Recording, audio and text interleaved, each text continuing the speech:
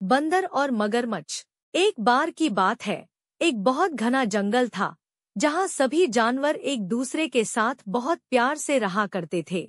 उस जंगल के बीच एक बहुत सुंदर और बड़ा तालाब भी था। उस तालाब में एक मगरमच्छ और उसका परिवार रहता था। और तो और तालाब के चारों ओर बहुत सारे मीठे मीठे फलों के पेड़ लगे हुए थे। एक जामुन के पेड़ पर एक बंदर रहता था।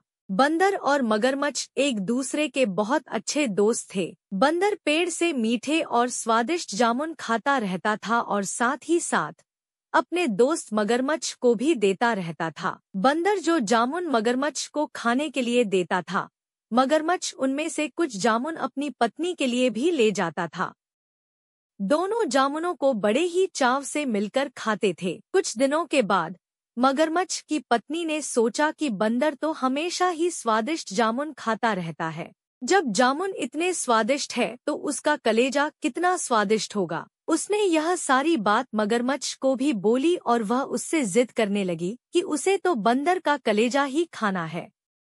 मगर ने उसे बहुत समझाने की कोशिश की, लेकिन उसने उसकी एक भी बात नहीं मानी और वह मगरमच्छ से रूठ गई। उसने अपनी पत्नी से कहा कि वह बंदर को अपनी गुफा में लेकर आ जाएगा, तब उसका कलेजा निकालकर खा लेना। हर दिन की तरह स्वादिष्ट जामुनों के साथ बंदर मगरमच्छ का इंतजार कर रहा था। कुछ ही देर में मगर आ गया और हमेशा की तरह दोनों ने मिलकर जामुन खाए। मगरमच्छ ने बंदर से बोला कि दोस्त, आज तुम्हारी भाभी तुमसे मिलना चाहती है। चलो, तालाब की दूसरी ओर मेरा घर है, आज वहाँ चलते हैं। बंदर भी मगरमच्छ की पत्नी से मिलने के लिए तुरंत मान गया और उछलकर मगरमच्छ की पीठ पर बैठ गया। मगरमच्छ उसे लेकर अपनी गुफा की ओर बढ़ने लगा।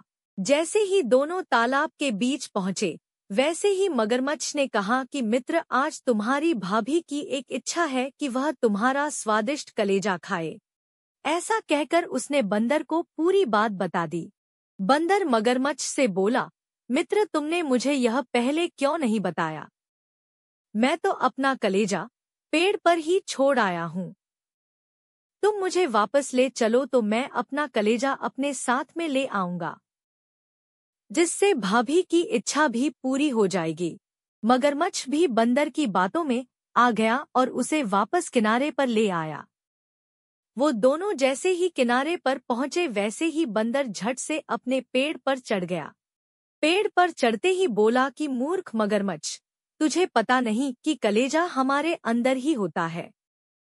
मैं हमेशा ही तुम्हारा भला सोचता रहा और तुम मुझे ही खाने चले थे। कैसी मित्रता है यह तुम्हारी?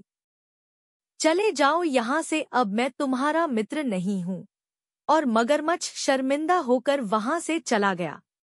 शिक्षा: मुसीबत के समय घबराने की वजह, हमें अपनी बुद्धि का उपयोग करके उसे दूर करने का उपाय सोचना चाहिए।